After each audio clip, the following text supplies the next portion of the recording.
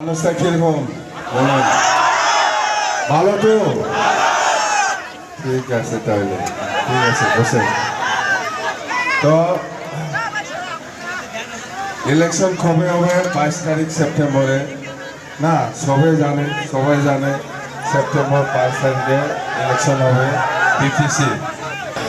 আমার এই মঞ্চগুলো আমার মতো ইতিমধ্যে ডেলগুলো উপস্থিত হৈছে এতিয়া নেক্সটত প্ৰথমা মুঠতে আমি যিখিনি ঘূৰি পেলাই দেখি আছো যিমান দিন যোৱাকালিও মই বহুত সমষ্টি ঘূৰিছোঁ, আজিও ঘূৰি আছো। মুঠতে পজিটিভ আমাৰ বিপেফ দল হিচাপে মই য'ত মিটিং কৰিছে গোটেই সমষ্টিবিলাক জিকি আছো আৰু সকলো জাতি জনগোষ্ঠী আমাৰ লগত আছে, আমাক সহায় কৰিবলৈ আগবাঢ়ি আহিছে। আৰু আমাৰ কথা সেইটোৱে যে এইবাৰ চৰকাৰ হোৱাৰ পিছত আমি বিপেফ দল হিচাপে সকলো জাতি জনগোষ্ঠীৰ কাৰণে কেনেকৈ কাম কৰি যাব এইবিলাক স্পষ্ট আমাৰ ইস্তাহাৰত আমি লিখি দিছোঁ। এই ইস্তাহাৰটো অতি সোনকালে ৰিলিজ হ'ব। এই ইস্তাহাৰটো চালে সকলো জাতি জনগোষ্ঠীয়ে গম পাব যে আমাৰ জাতিৰ কাৰণে এই বিপেফ দলে চৰকাৰ হোৱাৰ পিছত কি কাম কৰিব এইবিলাক স্পষ্ট আছে।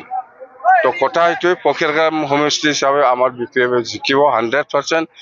পখিৰাগ্ৰাম সমষ্টিৰ ৰাজবংশী আছে, নাথযোগী আছে, সূত্ৰধৰ আছে, বড়ো আছে, মুছলিম আছে, বেংগলী আছে, হিন্দী ভাষী আছে, চব জাতিয়ে আহিছে।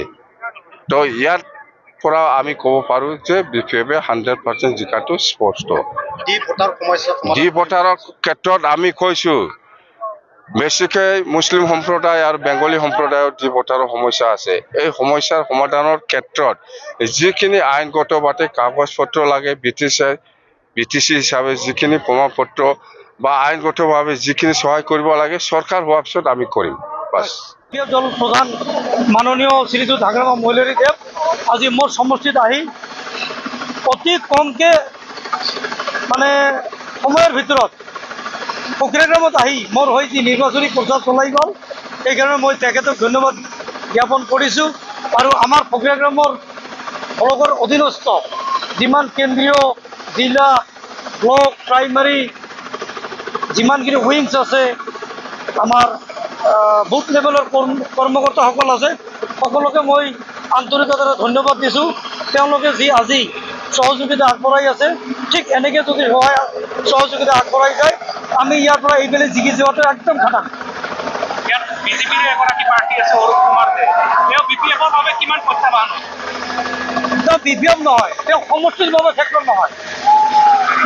বিপিএফ এটা দল, কিন্তু যিমান দল আছে ইয়াত সৰু সুৰা দল যিমানেই আছে গোটেই দলবিলাকে তেওঁৰ বিৰোধী হৈ কেনে চবে এইবাৰ বিপিএফ দলৰ হৈ কাম কৰি আছে আৰু বিপিএফক জিকাবলৈ গৈ আছে।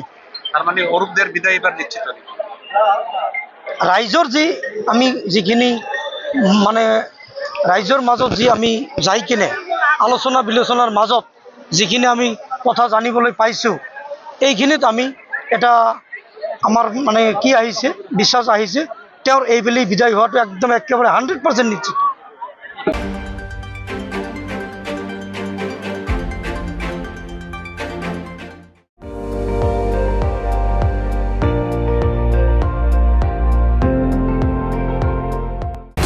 আপুনি চাই আছে ND24, সৰ্বশ্ৰেষ্ঠ নহয় সৰ্বোত্তমৰ দৌৰা।